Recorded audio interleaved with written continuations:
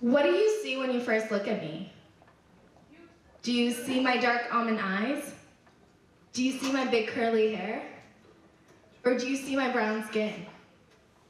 Are you trying to place my ethnicity? Am I Middle Eastern, Latin American, South Asian, or a combination of two? What do you think when you hear my name, Uswah? Is it hard to pronounce? Does it help you place my ethnicity? Do you need me to spell it out? U-S-W-A-H. 5 letters. Uswah. 2 syllables. I don't think it's that hard to learn. After all, it's got the same number of letters and syllables as Alice or Sarah, and it's pronounced almost exactly how it's spelled. My name is important to me. It was given to me by my late grandmother who liked what it meant. The best example. A couple of months ago, I was out with 2 of my girlfriends when a guy came up to us trying to start a conversation. He talked about how his day was going and his plans for the rest of the night, and eventually got around to asking us our names. First, my friend introduced herself as Chelsea. Next, my roommate told him her name was Amelia.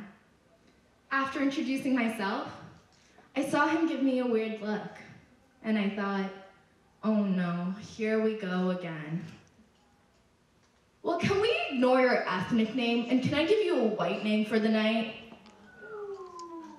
He chuckled and looked around, expecting us to laugh. After all, this was his way of breaking the ice, even if it was at my expense. This type of comment wasn't anything new to me. I was used to guys calling me Princess Jasmine or describing me as exotic in social settings because they thought I'd be flattered by that.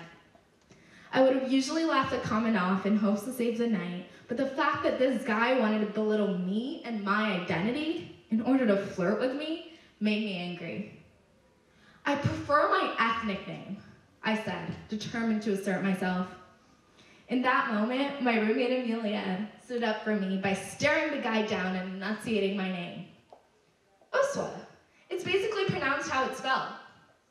The guy's demeanor completely changed when he realized that someone else was disapproving his comment.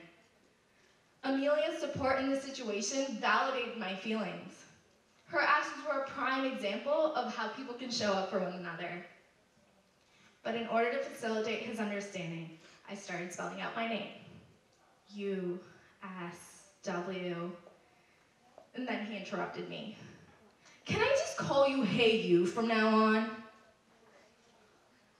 Rather than taking a minute to learn my name and its pronunciation, this guy decided to belittle me by making me white or no one at all. I find that when people ask about my ethnicity, they either obsess over it and label me with their favorite brown terms or try to pretend that I'm white. Encounters such as these compel me to place myself on a brownness spectrum.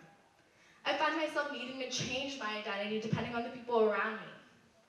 Around white people, I struggle to feel ethnic enough. Around Pakistani people, I struggle to feel ethnic enough.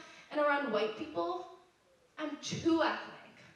The term coconut is regularly used here to describe me because I'm seen as brown on the outside and white on the inside. These biases discount my Canadian identity.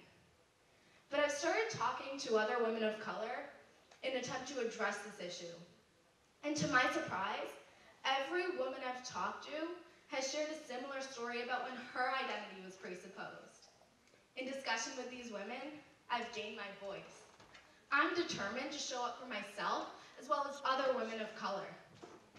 People's racial sense of self may or may not be the paramount thing about them, but that is their decision to make. Sometimes this is a tricky area to navigate. So I'm here to offer you my survival guide on how to talk to ethnic women. It contains 2 basic rules. Let me outline them for you. Rule number 1, don't erase the identity of a woman of color. Whitewashing is a common term used in our society to describe an act that takes the attributes of a person of color and completely changes them into Caucasian ones. It reflects the notion that white identities are superior and that society must be uniform in color for people to get along.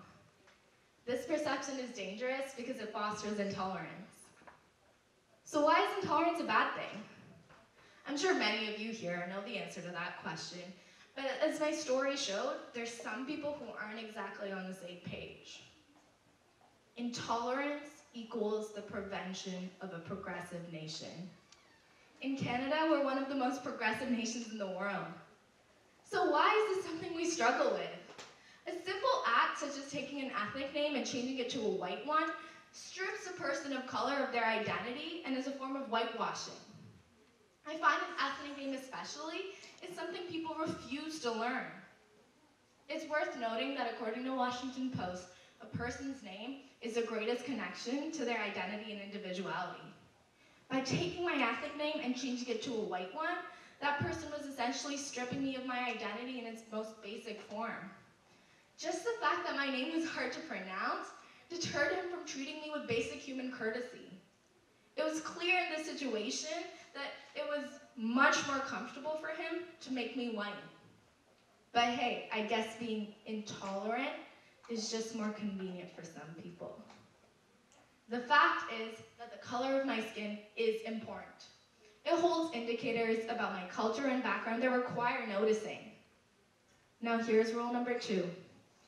Don't try to make the ethnicity of a woman of color the most important thing about her. This may sound like the exact opposite of my first rule. First, I told you to acknowledge my ethnic characteristics, and now I'm telling you not to make them a big deal. Don't add color, and don't take away my color, because that is my decision to make. I think another story will help explain this better. I was at the convenience store across the street from where I live a couple of months back when the white cashier asked me where I'm from. Mississauga is by Toronto. No, where are you really from?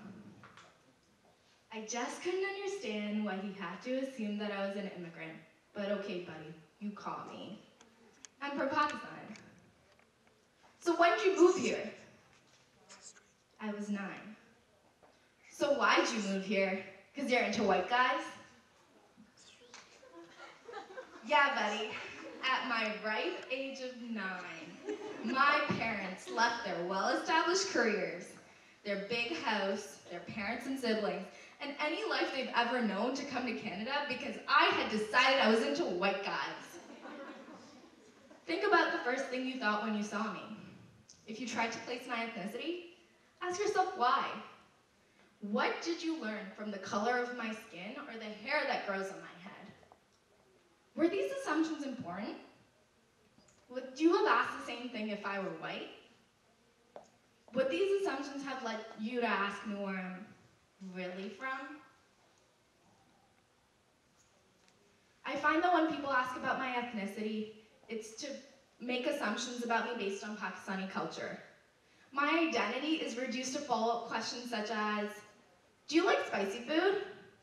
Or are you pro-Taliban? What STEM field do you belong to? How come you don't wear a hijab? Labels are adhered by prejudice, and prejudice is a sticky thing. I'm asking you to restrain your desire to know my ethnicity. Do not label me or any other woman of color with a checklist of stereotypes and labels, because that would be adding to society's intolerance. I'm simply asking you to know me as a person. Now I'm back to my first question. What did you think when you first see me? I hope you see someone who smiles a lot. I hope you see someone who's social. I hope you see someone who has intelligent, interesting things to say. I hope you're willing to get to know me, as well as every other woman of color, without the assumed labels and stereotypes. Know me as a person.